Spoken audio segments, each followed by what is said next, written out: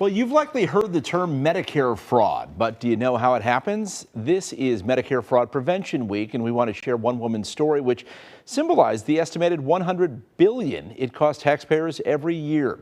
Joining us now are Travis Trumich of Age Options, which is an Illinois nonprofit that works with older adults and people with disabilities, plus Linda Hennis. She's a retired nurse from the western suburbs and has been a victim of Medicare fraud. Linda, let's start with you. What was your experience? Well, earlier this year, I reviewed my Medicare summary notice. It's a quarterly report that comes out and tells you what's been billed and what's been paid. And I noticed, to my surprise, there had been some billing the last part of last year, which I didn't remember consuming any health care. So I flipped the page where it details and discovered that my Medicare had been billed 2,000 urinary catheters and had been paid for them, a pretty hefty sum, $12,000.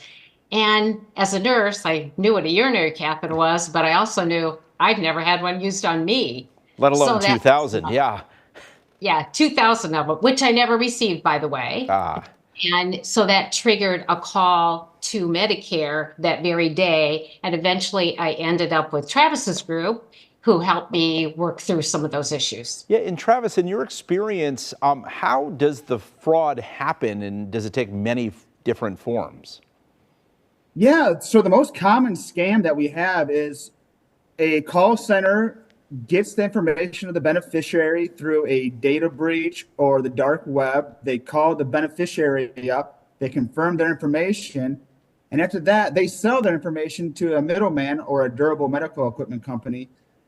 After that, they need a doctor to sign off on the prescription. So a doctor has to sign off on it to have Medicare pay for it.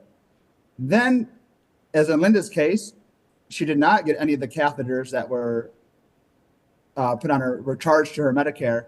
And sometimes you get them, sometimes you don't. But there's 3 different people involved in this scam right here. And is it usually like a third party that's benefiting from all this, or are these companies that are just really aggressive in their billing and trying to bill you for things you don't need and didn't request? These are just scam artists that keep changing up all the time of what they're doing. They go from scam to scam. During the pandemic, we had COVID-19 tests that were being sent out to thousands and thousands of Illinois residents and getting charged $94 per 2 tests. So, Linda, when this happened to you, you mentioned that you called Medicare right away. How hard was it to unring the bell to get the charges taken off your record? Surprisingly, I can't even say they've been taken off, I think, that very day. The whole if I look back, I think it was a week later to see if I could pull up the report. It was gone. But I discovered during that initial call that I had actually had a fake Medicare number created. I had 2 Medicare numbers. And surprisingly, all the catheter charges were on the fake one. Not surprisingly, really.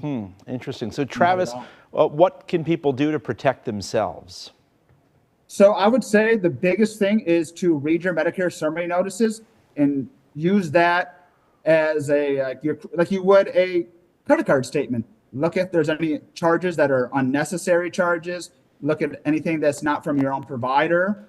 I would keep a personal health care journal as well to write down all your doctor's visits, so you can look at your Medicare summary notice and look at your personal records to make sure they are correct.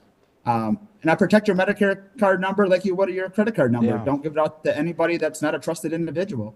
Well, Travis and Linda, thank you so much. We appreciate you joining us to talk about this. Thank you. Age Options.